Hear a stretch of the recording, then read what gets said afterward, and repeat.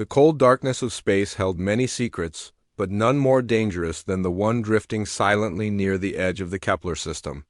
The USS Harbinger floated like a metal tomb, its hull scarred by 3 centuries of cosmic dust and radiation. Inside its frozen corridors, dozens of humans slept in cryogenic pods, waiting for a rescue that would never come from Earth. Commander Velther stood on the bridge of his exploration vessel, studying the strange ship through the viewing screen. His gray skin gleamed under the blue lights of his ship's control room. Like all Zephyrians, he was tall and thin, with large black eyes that could see in many different light ranges. His species had conquered 12 worlds in the past 50 years, always looking for new resources and slave labor for their growing empire. "What do you think it is, Commander?" asked Dr. Kethfer, the ship's lead scientist. He moved closer to the screen, his long fingers dancing over the control panels. "The metal composition is primitive, but the design shows some intelligence," Velther nodded slowly. The Zephyrians had found many dead ships in their travels across the stars. Most belonged to species that had destroyed themselves with wars or pollution. Sometimes they found useful technology, but more often they found nothing but scrap metal and bones. "Send a boarding team," Velther ordered. "But be careful. We don't know if there are any defense systems still working." The boarding party crossed the empty space between the 2 ships in small attack pods. They cut through the hull of the human vessel with energy tools, sending bright sparks floating in the zero gravity. The air that rushed out was stale and cold, but it was still breathable. The Zephyrians moved through the dark hallways with their weapons ready.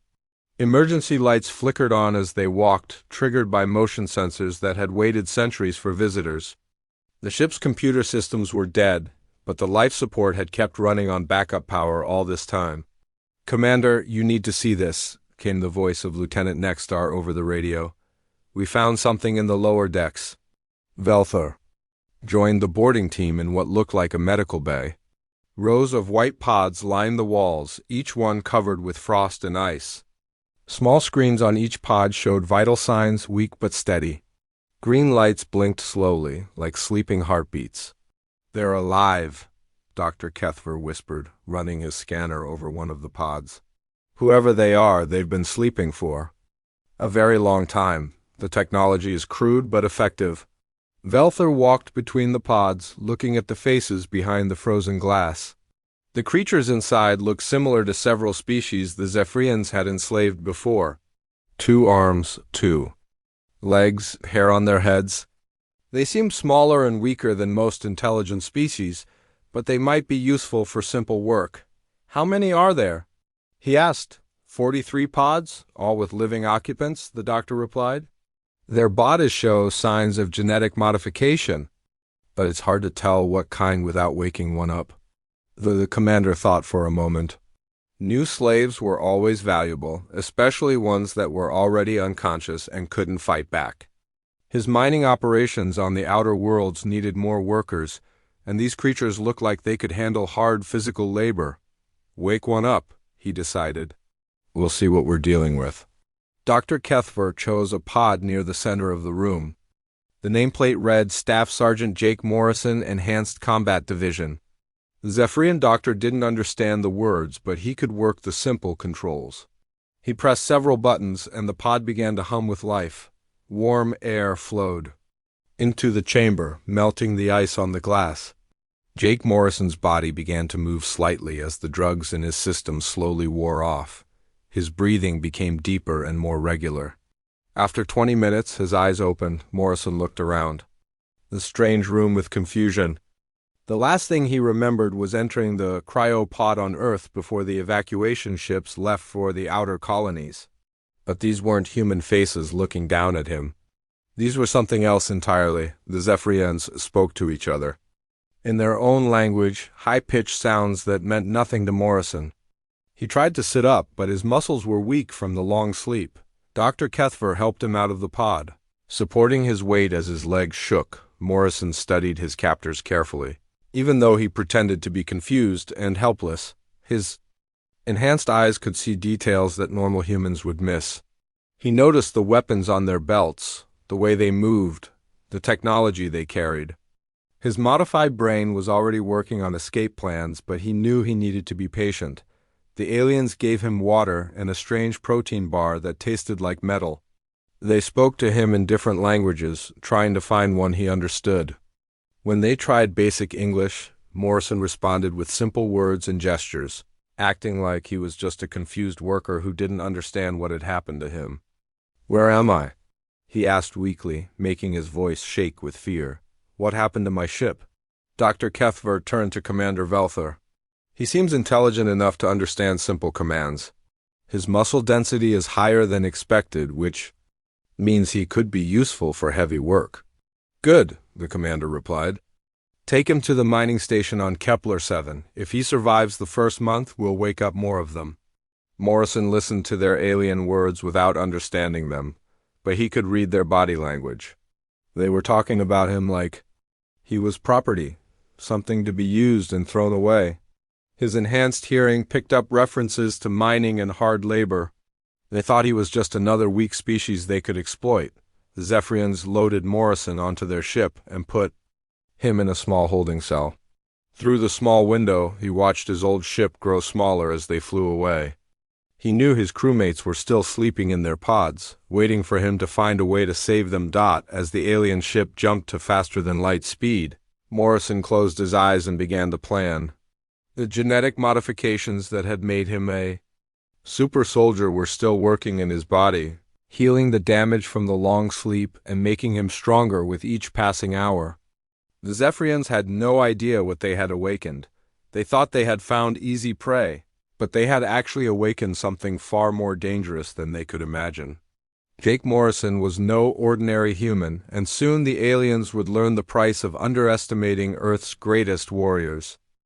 The mining station Kepler 7 floated in the darkness between three dead planets, its metal arms reaching out like a hungry spider. Jake Morrison had been working in its depths for 2 weeks now, and his captors still believed he was just another weak alien they could exploit for labor. The work was brutal by any normal standard, but Morrison's enhanced body handled it easily. He lifted heavy ore containers that should have required 3 workers, operated dangerous drilling equipment in toxic environments, and never seemed to tire like the other slaves around him. The Zephyrian guards were impressed but not suspicious. They simply thought they had found a particularly strong specimen. Morrison used his time in the mines to learn everything he could about the station. He memorized guard rotations, studied the layout of the tunnels, and identified weak points in the security systems. His modified brain stored every detail like a computer, building a perfect map of his prison. The other slaves came from a dozen different worlds, all conquered by the Zephyrian Empire. There were the blue-skinned Altarians who could work in zero atmosphere, the strong rock-like granite people who could lift massive weights, and the quick-fingered Vex who could repair complex machinery. All of them lived in fear of their gray-skinned masters. At night, the slaves were locked in crowded dormitories with barely enough food and water to survive. Morrison listened to their stories and learned about Zephyrian society. The aliens were powerful but not very creative. They relied on superior technology rather than clever tactics. They had never lost a war because they had never faced an enemy that could think outside their rigid patterns. Morrison knew he needed help to escape, and he knew exactly where to find it. During his 3rd week, he volunteered for maintenance duty in the station's life support section.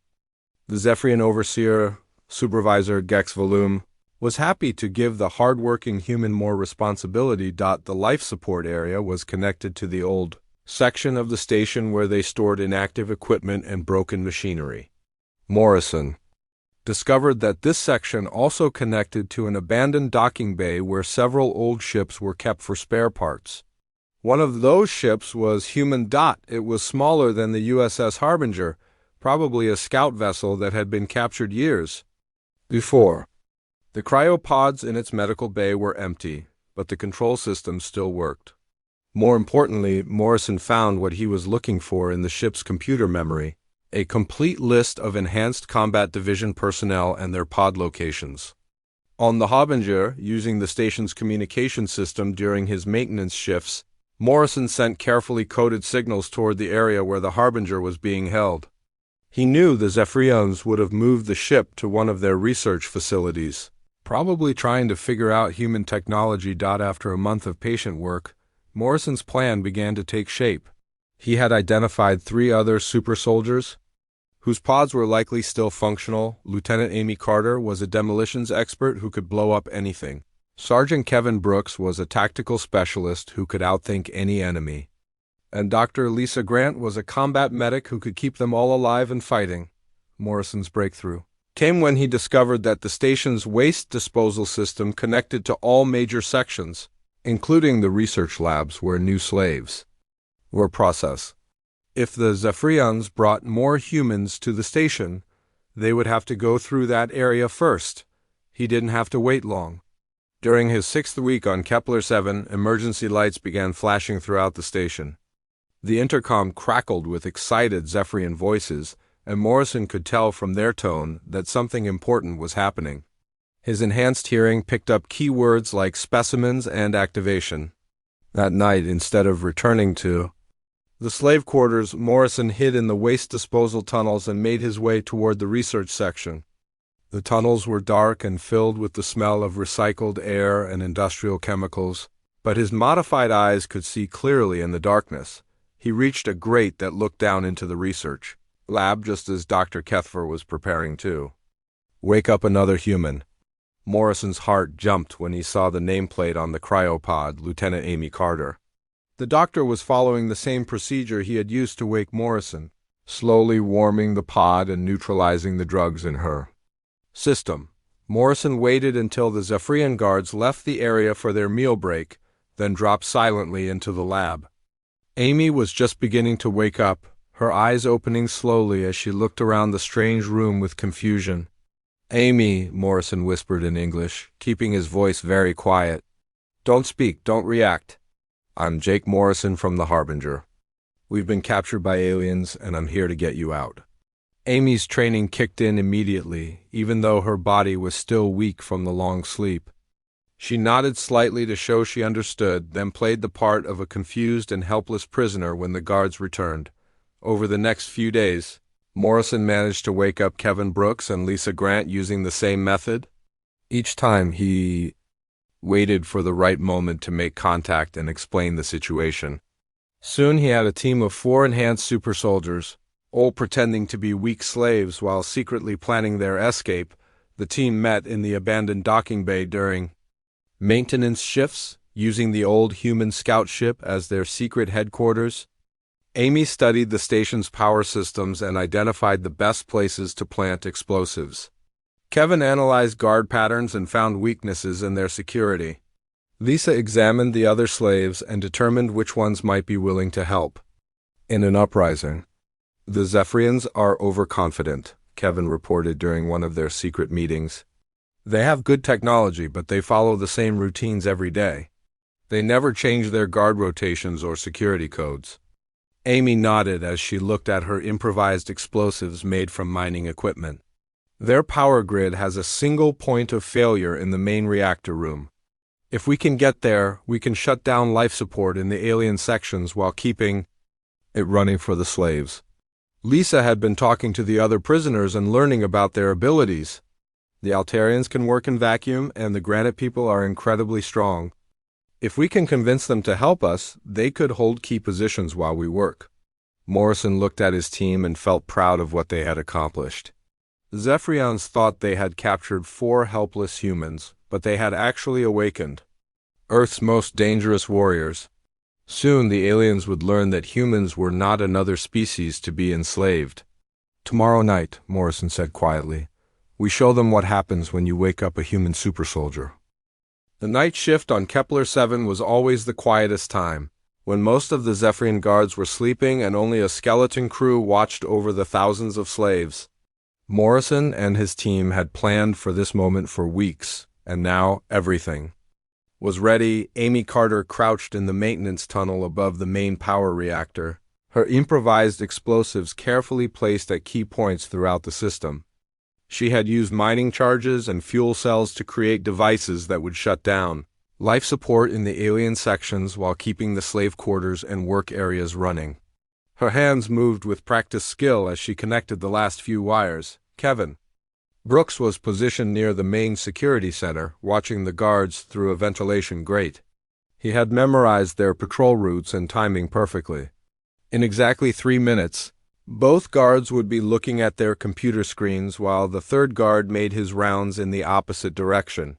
That would give him 30 seconds to disable the alarm system. Dr. Lisa Grant waited in the medical bay with 20 volunteer slaves from different species.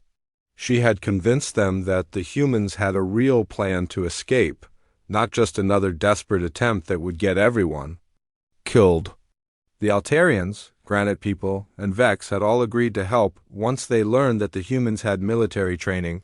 Morrison himself was in the communication center, ready to send false messages to any Zephyrian ships in the area. He had spent weeks learning their language and communication codes by listening to radio traffic. When the uprising began, he would make sure no help could reach the station. At exactly midnight, Morrison gave the signal by tapping a maintenance panel 3 times. The sound echoed through the ventilation system, reaching his team members throughout the station. Amy triggered her explosives in sequence, starting with the main power grid and working outward. The lights went out in the alien sections while emergency power kept the slave areas running. Alarms should have sounded throughout the station, but Kevin had already disabled the security system by crawling through an air vent and cutting the right wires. The Zephyrian guards woke up in darkness, confused and unable to communicate with each other. Their sophisticated technology was useless without power, and their rigid training had never prepared them for this kind of attack. They stumbled through dark corridors, trying to reach their weapons and restore power to their systems. Morrison's team moved through the station like shadows, using passages and tunnels that the aliens never knew existed. Their enhanced senses allowed them to see in complete darkness and hear enemies approaching from far away. Each super soldier had specific targets and objectives, all coordinated to happen at the same time. Kevin reached the armory first, taking out 2 guards with silent strikes before they even knew he was there. He grabbed Zephyrian weapons and distributed them to the slave volunteers, showing them how to use the energy rifles and plasma pistols. The aliens had never expected their own weapons to be turned against them. Amy was already at the docking bay, preparing to capture a Zephyrian transport ship. She needed to disable its communication systems and navigation controls so the humans could use it to escape. Her demolition skills made quick work of the security locks and defensive systems. Lisa led her group of volunteers to free the other slaves, breaking open the dormitory doors and explaining the escape plan. Many slaves were afraid to leave their cells, having been punished too many times for disobedience. But when they saw Zephyrian weapons in alien hands and heard the sounds of fighting in the distance, they began to believe that freedom was possible. Morrison took over the communication center and began sending false messages to the Zephyrian fleet. He reported that the station was experiencing technical problems, but that everything was under control. He gave wrong coordinates for supply ships and contradictory orders to patrol vessels. His goal was to buy time and prevent reinforcements from arriving. Commander Velther was in his private quarters when the attack began, and it took him several minutes to understand what was happening. By the time he reached the control room, half his guards were dead or missing, and the remaining crew was scattered throughout the dark station. His advanced sensors showed movement everywhere, but he couldn't tell who was friend or enemy. "Report," he demanded as he tried to restore power to the main systems. "We're under attack by the slaves," replied Lieutenant Kuzen, one of the few surviving security officers. "But this isn't like other uprisings. They're coordinated, disciplined. They know exactly what they're doing." Velther felt a cold fear in his chest as he remembered the human he had captured months ago. The creature had seemed weak and confused, but what if that had been an act? What if the humans were more dangerous than anyone had realized? "Sound the emergency signal," he ordered. "Call all ships in the system. We need immediate reinforcements." But when he tried to send the message, he discovered that the communication system was sending the wrong signals to the wrong places. Instead of calling for help, he was telling the fleet that everything was normal and they should stay away. Morrison's sabotage was working perfectly. Amy had captured the transport ship and was loading it with freed slaves when she heard footsteps approaching the docking bay. A squad of Zephyrian guards had finally organized themselves and was trying to stop the escape. She smiled grimly as she activated the charges she had placed around the bay entrance. The explosion collapsed part of the corridor, trapping the guards on the other side of tons of twisted metal. The remaining Zephyrians would have to find another way to reach the docking bay, and by then it would be too late. Kevin was holding the main corridor that connected the alien quarters to the rest of the station. He had positioned Granite people at key defensive points, using their natural armor and strength to block Zephyrian counterattacks. The aliens kept trying to charge through with their energy weapons, but they couldn't break through the defensive line. Lisa was treating wounded slaves and keeping the medical bay secure. Some of the aliens had tried to take hostages, but her combat training made short work of them. She had also discovered something important in the medical files, detailed information about Zephyrian biology and psychology that would be useful in future battles. Morrison was finishing his work in the communication center when Commander Velther finally reached him. The alien commander was armed with a powerful energy rifle and had 2 guards backing him up. For a moment, the 2 leaders faced each other in the dark room, each trying to understand his enemy. "You're not what you pretended to be," Velther said in broken English. "You're something much more dangerous." Morrison smiled coldly as he activated the final part of his plan. Throughout the station, hidden charges that Amy had placed began to explode in sequence, cutting off the last routes between the alien sections and the escape routes. The Zephyrians were now trapped in their own station. "You should have left us sleeping," Morrison replied as he drew a captured plasma pistol. "Now you're going to learn why humans don't make good slaves." The battle for Kepler-7 was just beginning, but the outcome was already clear. The aliens had awakened something they couldn't control, and now they would pay the price for their arrogance. News of the Kepler-7 uprising spread through Zephyrian space like wildfire, carried by the few survivors who managed to escape in emergency pods. The reports were almost impossible to believe. An entire mining station had fallen to a handful of primitive slaves, led by creatures that the Empire had dismissed as weak and harmless. Admiral Zethkar stood in the command center of his flagship, studying the scattered reports with growing alarm. He was the most decorated military commander in Zephyrian history, a veteran of 30 successful conquests. But the descriptions he was reading didn't match anything in his experience. "They moved through our station like ghosts," reported one traumatized guard who had witnessed the attack. "They knew our routines better than we did. They turned our own technology against us and fought like they had been planning this for years." The admiral looked at the tactical display showing the Kepler system. 3 of his battle cruisers were already moving toward the mining station, but he suspected they would find nothing but wreckage. These humans, whatever they really were, didn't seem like the type to stay in one place and wait for retaliation. Dr. Kethver, the scientist who had first awakened Jake Morrison, stood nervously beside the admiral. His previous confidence had been replaced by obvious fear. "I've been analyzing the biological samples we took from the human ship," he said quietly. "The genetic modifications are more extensive than we first realized. Their muscle density is 3 times normal, their reflexes are enhanced, and their brains show signs of advanced neural programming." Admiral Zethkar turned to face the doctor. "Are you telling me that we accidentally awakened some kind of engineered warriors?" "That's exactly what I'm telling you," the doctor replied. "These aren't ordinary members of their species. They're designed for combat, and they're very good at it." Meanwhile, Jake Morrison and his team were already putting their next plan into action. They had escaped from Kepler-7 in a captured Zephyrian scout ship, taking with them over 200 freed slaves and detailed intelligence about the alien empire. But instead of fleeing to safety, they were preparing to go on the offensive. Amy Carter was studying the ship's weapon systems, learning how to use Zephyrian technology against its creators. The scout ship was fast and well-armed, perfect for hit-and-run attacks against isolated targets.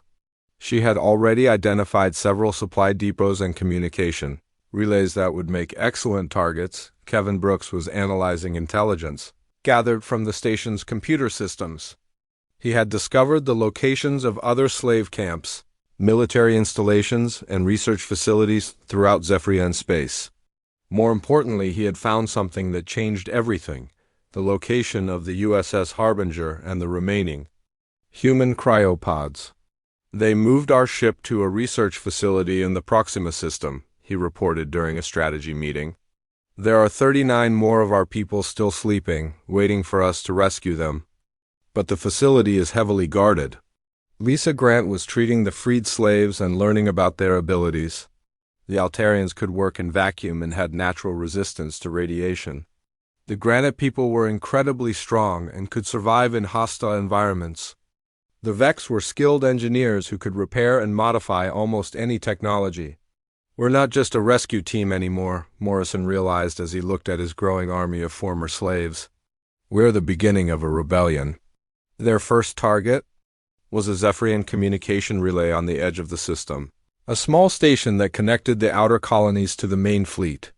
Morrison's team approached during the night shift, using the scout ship's stealth systems to avoid detection. Amy planted explosives throughout the station's power grid, while Kevin and Lisa led teams of freed slaves to capture the crew. The attack was over in minutes, with no casualties among the humans but complete destruction of the relay's ability to transmit messages. But instead of simply destroying the station, Morrison had a better idea. They would use it to spread disinformation throughout the Zephyrian fleet, sending false reports and contradictory orders that would cause confusion and delay their response. Their second target was a supply depot that provided fuel and ammunition to patrol ships in the area. This attack was more difficult because the depot was defended by automated weapon systems and a full security team. But Amy's demolition skills and Kevin's tactical planning made short work of the defenses. The freed slaves proved to be valuable allies in these raids. The Altarians could disable security systems in vacuum.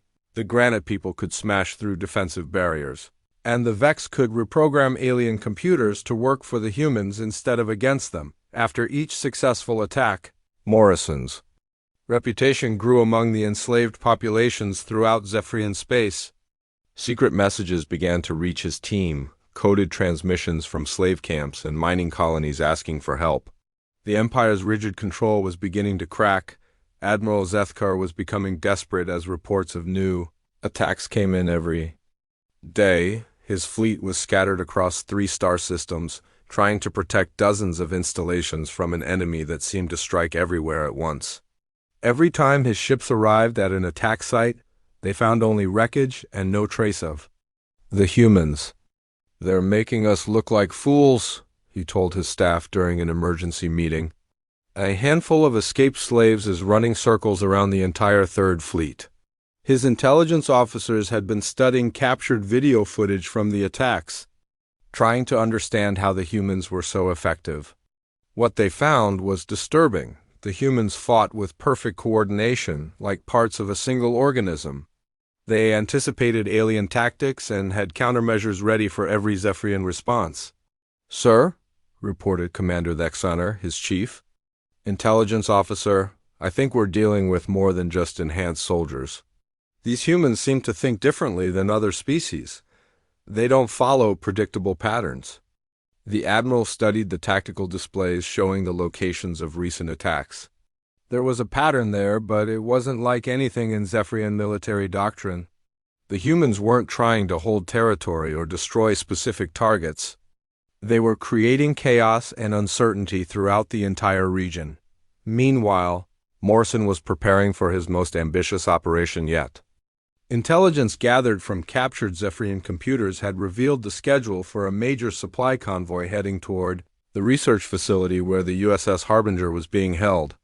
If his team could capture that convoy, they would have the firepower needed to rescue their sleeping comrades, but the convoy was protected by 2 destroyers and a battlecruiser, far more firepower than Morrison's single scout ship could handle in a direct fight. He would need to be clever, using misdirection and the enemy's own assumptions against them. "They still think we're just escaped slaves," Morrison told his team as they prepared for the attack. They don't understand that we're soldiers, and soldiers never leave their comrades behind. The hunt was about to become much more dangerous for both sides, and Admiral Zefkar was beginning to realize that his empire had awakened something far more deadly than they had ever imagined.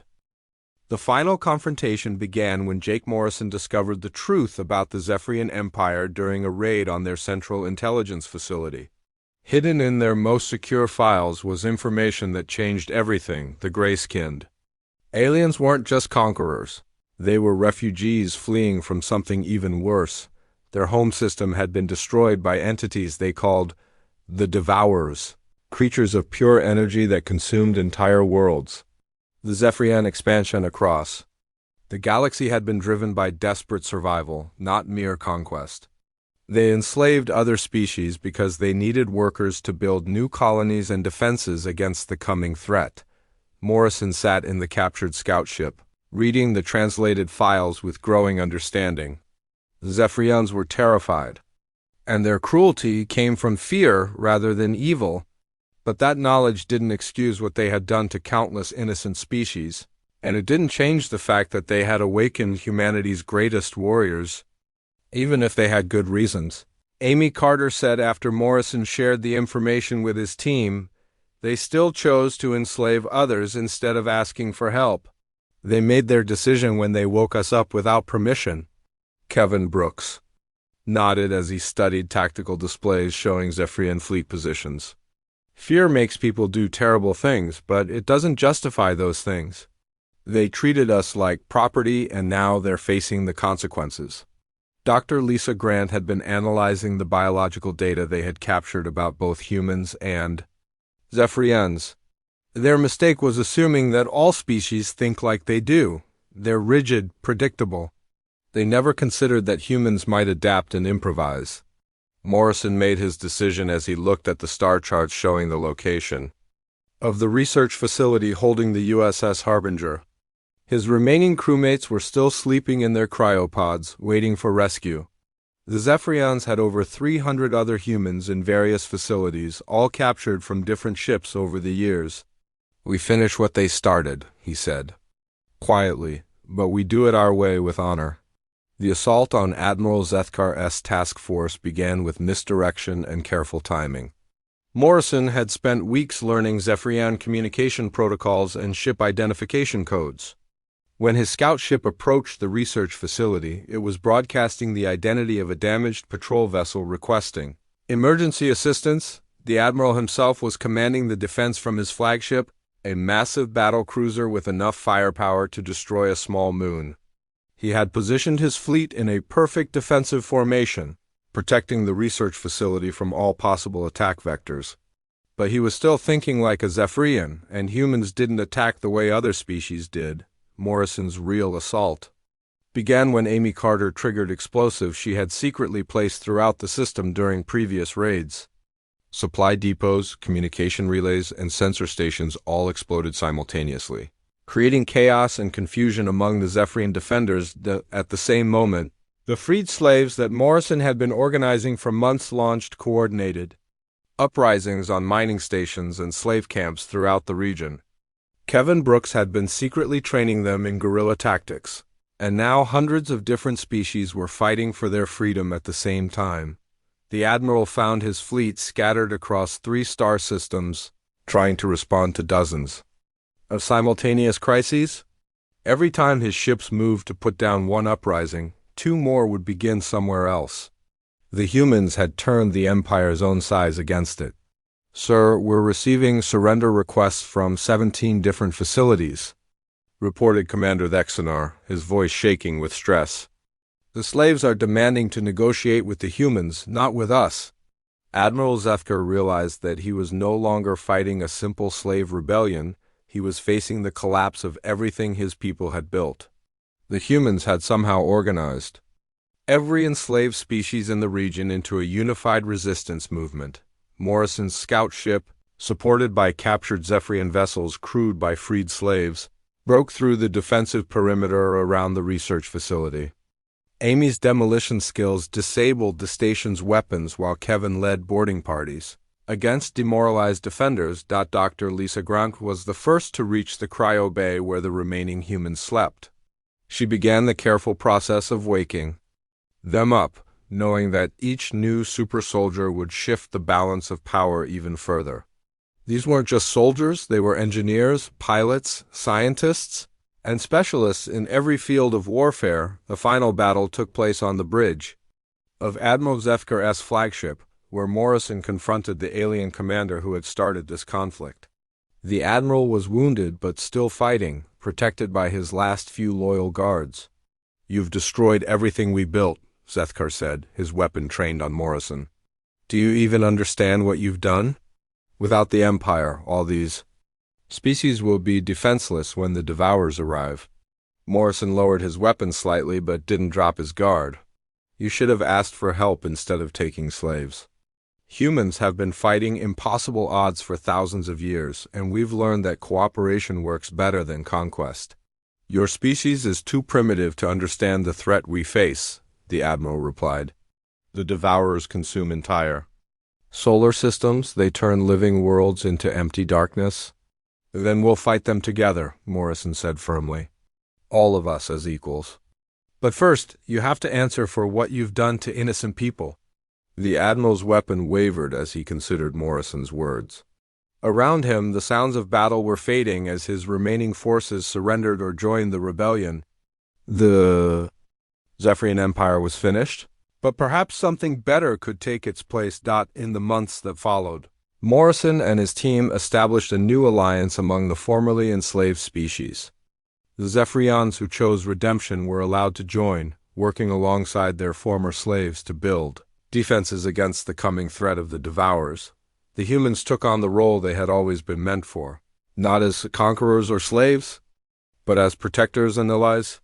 Their enhanced abilities and tactical genius became the foundation of a new kind of civilization, one built on cooperation rather than fear. Amy Carter became the chief engineer of the Alliance fleet, designing weapons and defenses that combined the best technology from dozens of different species. Kevin Brooks established training programs that taught former slaves how to fight as coordinated units. Dr. Lisa Grant founded medical centers that treated all species equally. Morrison himself stood on the bridge of their new flagship, looking at star charts that showed the expanding alliance. Humans from other captured ships had been rescued and awakened, adding their skills to the growing resistance. The sleeping giants of Earth had finally awakened, and the galaxy would never be the same. The Zephyrians